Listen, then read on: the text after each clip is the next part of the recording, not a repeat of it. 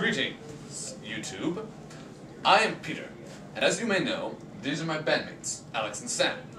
We form the Galactic Wailers, and we come to you from a galaxy far, far away, known to some of you as Ohio, which is where we are all members of Youth Symphony, which, as you may know if you watched my previous video, is why we decided to make these LEGO robotic instruments. The purpose of this video is to broadcast some changes we have made to our instruments to the public. We made these changes after attending the World Robofest competition and after being awarded the Creativity Grant, which we used to buy new materials to change our instruments with, and also a new state-of-the-art sound system.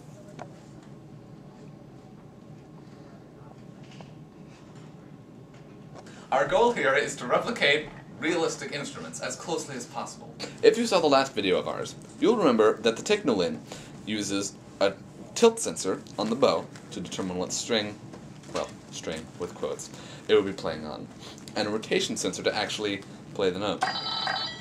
But a change that I've made, an upgrade, with the grant money, is that instead of having a ultrasonic sensor and a slider bar, to promote realism and similarity to its acoustic cousin, I've given the Technolin a electro-optical range proximity detector. It's technically a laser rangefinder, but whatever.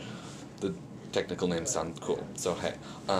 And what this does is it replicates the fingerboard by shooting a laser beam up there. Now you may be like, what? Violins don't have laser beams. Well, the point is, when my fingers break the laser beam, like so, you can see the little red lighting on my finger, that's the laser beam.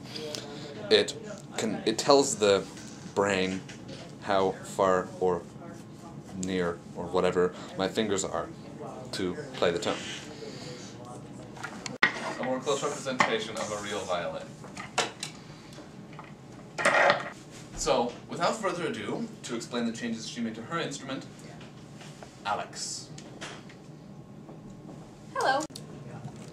Alright, so to recap, the keybot hasn't really changed internally much. It still has its 4 full sensor ports, 2 multiplexers with 4 touch sensors each, and then its 2 light sensors, one set on ambient light, one set on reflective. And then the new thing I added was a motor in the end, because I had to add the motor.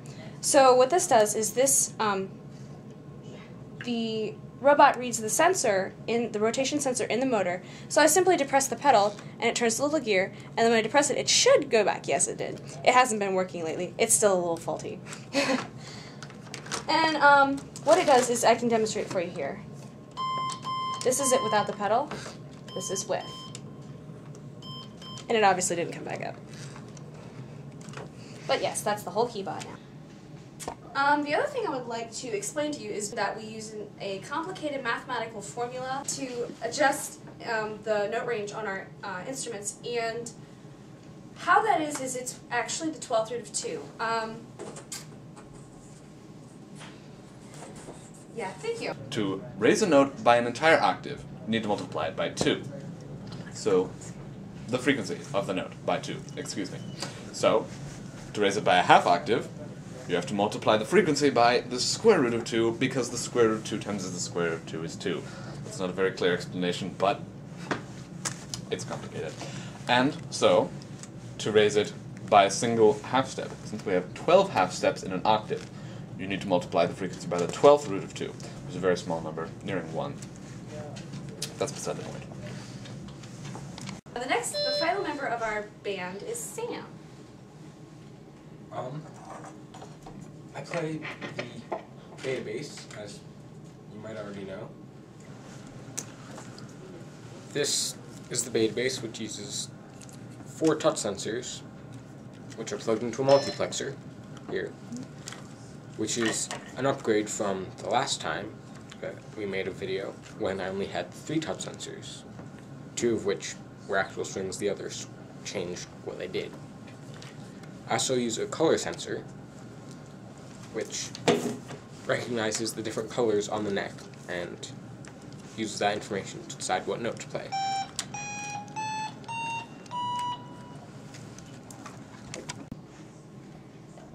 We use guitar pickups, which have suction cups on them,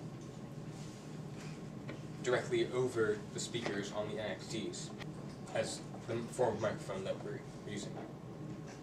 The reason that we got this sound system is because the NXT by itself is very quiet. And that's fine for a setting like this, but in a larger performance area, we couldn't really be heard. So we've done this to help improve that. Okay. We'll be playing the Star Wars theme by John Williams. And we'll be playing it poorly.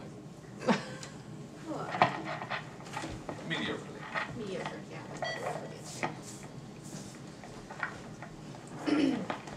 I blame the instruments and the economy. 2, 1. 1, 2, 3.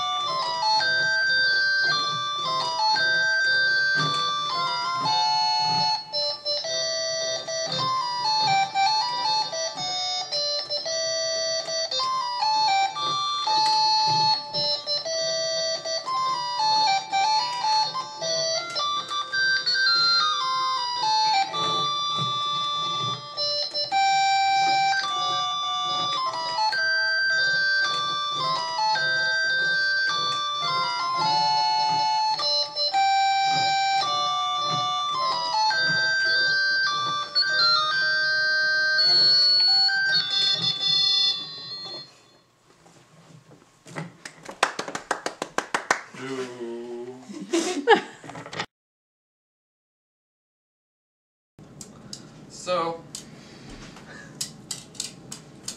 I was going to say something about something, but I forgot the something, so I'm now going to start ad-libbing about cheese. Scoot over. There you go. Say it again. Used, as you may know, this tilt Keep going. paper tilt sensor. I'll get it. Stay there. Would you like me to stand on your Peter, foot so you stop suggestion. that way? Keep going. Fast. Slow down. Deep breath. A more close representation of. So, shouldn't I have talked about the purpose of the video first? According to the rotation sensors, this is not very clear. According to the rotation, excuse me, not yet. To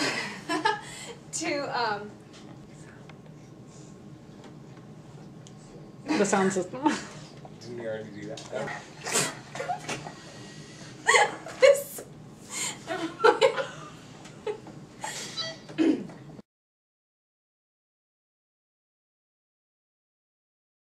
Needle.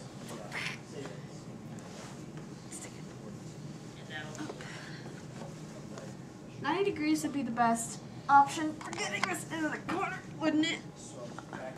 Probably. Most likely. We have more pins. Well, we won't need one if I can get this in the corner. Need help?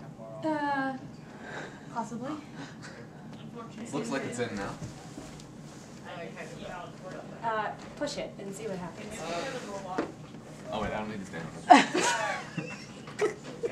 Thanks, Peter. You have to remind me I'm short. Okay. Push. It doesn't feel very in. I know. But it's not going further in.